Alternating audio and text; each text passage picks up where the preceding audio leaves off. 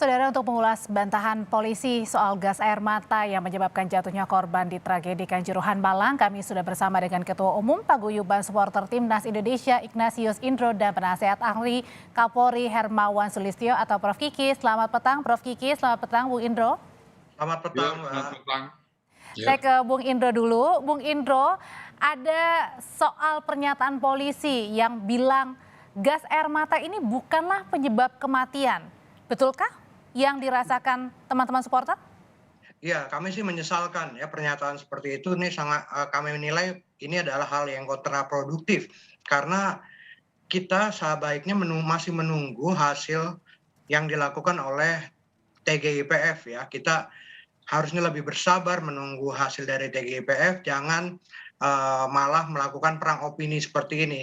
Seperti yang dilakukan juga misalnya oleh PSSI melempar tanggung jawab ke misalnya ke PT LIB ataupun ke panitia pelaksana, dan ini akan menimbulkan perang opini saja di media massa. Tapi kan kita harusnya menunggu hasil yang dari TGIPF. Oke, memang kalau misalnya dikatakan secara langsung gas air mata tidak mematikan, tapi kan juga efek samping daripada itu gitu, menimbulkan kepanikan, lalu juga akhirnya berdesak-desakan untuk berebut keluar, dan itu yang menimbulkan kematian. Belum lagi ada bukti-bukti yang dihasilkan oleh TGIPF gitu, misalnya ada mata dari korban yang sampai saat ini masih merah gitu ya. Ini apakah disebabkan oleh gas air mata atau enggak, atau seperti apa? Ini lebih baik kita menunggu hasil dari Jadi, TGIPF. jadi penyesalan yang menurut Bung Indro ini adalah karena terlalu cepat polisi umuminnya bahwa gas air mata ini bukanlah penyebab dari kematian para korban. Iya, ini terlalu cepat dan jadinya perang opini yang terjadi di media massa dan juga media sosial ya, dan saling lempar tanggung jawab antara misalnya PSSI, pihak kepolisian. Ini terlihat karena misalnya informasi-informasi yang kami terima dari media sosial gitu di WhatsApp kami gitu, ini juga saling berebut opini bahwa lempar tanggung jawab terhadap pihak lain. Nah, ini yang terjadi gitu. Oke, saling lempar tanggung jawab, kemudian beda-beda opini, malah ada yang juga dibilang terlalu cepat. Prof Kiki, kenapa sih? Apakah karena memang terburu-buru dengan waktu ya, makanya semuanya ingin berbicara dan menyatakan saya tidak salah, saya benar? Ya, betul persis seperti yang dikatakan Mas Indro itu. Pada kasus-kasus seperti ini, ya sebaiknya sabar dulu sedikit sampai tim investigasi itu menghasilkan temuan-temuan yang saintifik. Contohnya misalnya ya, seperti memang gas air mata itu kan biasanya ada tiga komponen, ada CN, CS sama CR. Ada kloro, bensal, ada macam-macam. Umumnya ada tiga ini. Kadang-kadang ditambahi dengan kalau di luar banyak dipakai itu untuk pengendalian huru hara. Itu pakai serbuk merica, Nah, dulu pernah dipakai juga di Indonesia. Saya nggak tahu sekarang dipakai atau tidak, gitu ya. Serbuk merica. Nah, tidak atau belum pernah ada kasus kalau itu ditembakkan di ruang yang relatif tertutup seperti sekarang. Nah, ada foto-foto beredar, yang foto itu yang menimbulkan tadi perdebatan yang maksudnya adalah video atau foto yang di mana gas air mata itu ditembakkan ke arah penonton gitu, Prof? Bukan, foto jenazah, foto mayat yang warnanya kehitaman gitu, jenazahnya itu, dan disebut itu korban dari gas air mata gitu. Bisa ya, bisa tidak gitu ya. Kalau gas air mata yang biasa kita temui, saya 25 tahun di jalanan ya berhadapan dengan gas air mata seperti itu biasanya hanya pedih di mata, memang hanya pedih. di mata gitu ya.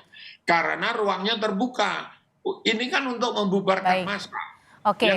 Yang jadi problem di Kanjuruhan ini kan ruangnya tertutup, orang nggak bisa keluar. Nah, kalau di tribun ditembakin itu efeknya seperti apa? Kita memang belum tahu. Jadi lebih baik nunggu hasil penyelidikan aja duduk gitu. Oke, kalau dari supporter sendiri, Bung Indro, pasti kan banyak juga ya supporter bercerita pada saat itu, memang pada saat ditembakkan sendiri, apa yang teman-teman supporter rasakan? Karena tembakannya atau karena merasa pedih, jadi berhamburan keluar pengen cepet-cepet untuk menyelamatkan diri nih?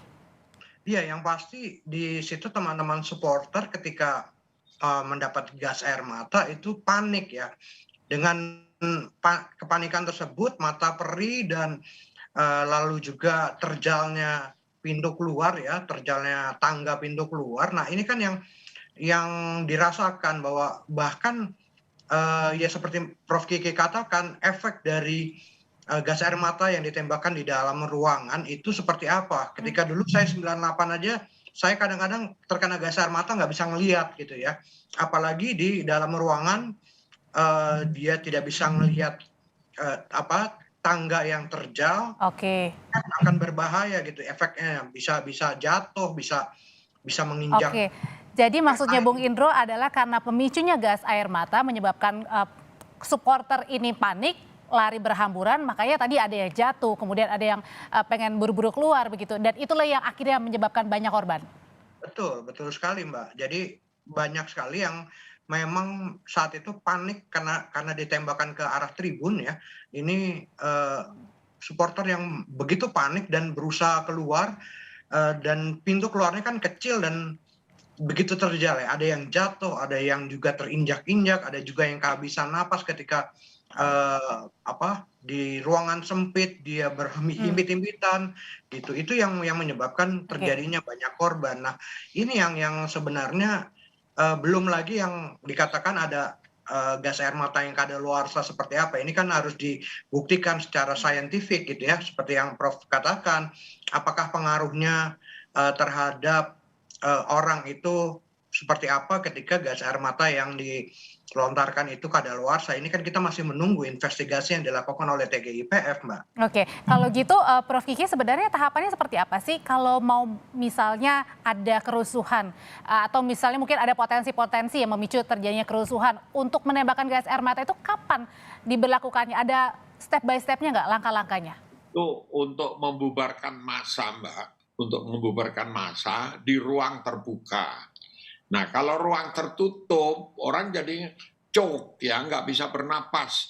Sehingga kalau dokter kan hanya melihat dari segi sainsnya, dari segi kalau orang meninggal tuh kenapa sih gitu. Orang meninggal bisa karena kehabisan napas, tapi kehabisan napas itu kan bisa juga karena ada gas air matanya gitu. Karena tadi disebutkan Mas Indro, memang kita itu sesak kalau ada gas air mata. Biasanya kan kawan-kawan dulu nutup pakai Ada yang khusus gitu ya maksudnya Prof ya? Kain yang dibasahi, lalu gas itu sebetulnya bisa ditangkap, tapi kan panas itu harus ditangkap pakai kain, dilempar balik aja gitu. Tapi kalau ada ribuan orang, dan tertutup juga. Kenapa? Ya, kalau ada ribuan orang tertutup juga, artinya? Ya, artinya orang pelepekan, kalau orang Jawa bilang pelepekan, dan orang pelepekan itu bisa meninggal karena itu. Nah, dari segi forensik medisnya, hanya ya orang meninggal karena sesak itu, tapi penyebabnya kenapa kan masih belum tahu. Jadi lebih baik jangan ribut lah, kita sudah prihatin begini, banyak korban kok masih berdebat, masih ribut, saling salah menyalahkan. Tadi Mas Indro kayak gitu, bener itu. Saling salah menyalahkan. Oh, polisinya dicopotin, nanti pasti diproses. Pasti diproses kalau memang ditemukan kesalahan.